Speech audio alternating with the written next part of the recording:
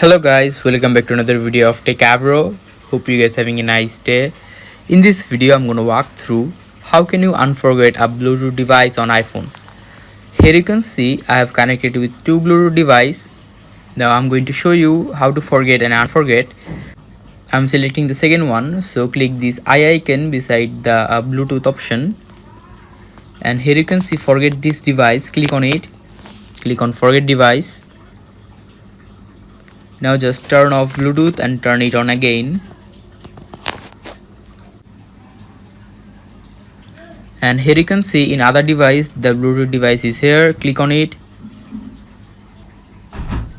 Now from your other phone you need to pair it.